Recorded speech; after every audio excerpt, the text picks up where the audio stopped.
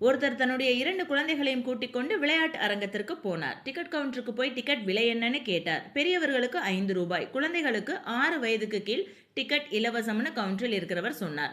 உடனே இவர், பெரிய பையனுக்கு 7 வயது ஆகிறது, சின்னவனுக்கு 5 தான் ஆகிறது, அதனால் எனக்கும் பெரியவனுக்கும் மட்டும் 2 டிக்கெட் கொடுங்கன்னு சொன்னார்.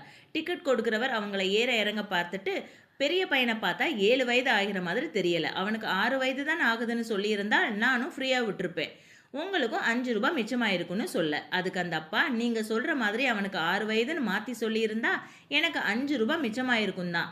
ஆனா அதை பார்த்து கொண்டிருக்கும் என் மகனின் மனதில் ரூபாய்க்காக நம்ம அப்பா பொய் சொல்றாரேன்னு என்னை பத்தி தரக்குறைவா நினைக்க தோணும். இந்த ரூபாவை நான் சம்பாரிச்சிருவேன். ஆனா என் மகன் மனசுல இந்த மாதிரியான தீய நினைப்பு வந்துட்டா அதை கடைசி வரை எடுக்கவே முடியாது. மேலும் எக்காரணத்திற்காகவும் பொய் சொல்லக்கூடாது, நேர்மையாக வாழ வேண்டும் என என்னை பார்த்து அவன் கற்றுக்கொள்ள இது ஒரு வாய்ப்பாகவே அமைந்துள்ளது என நேர்மையாக சொல்லிவிட்டு போனார். இக்கதையின் மூலம் நாம் அறிவது என்ன? குழந்தைகள் கற்றுக்கொள்ளும் முதல் பாடம் அவர்களது தந்தையிடமே. இந்த கதை உங்களுக்கு பிடிச்சிருந்துச்சுன்னா please subscribe, like and share. Thank you.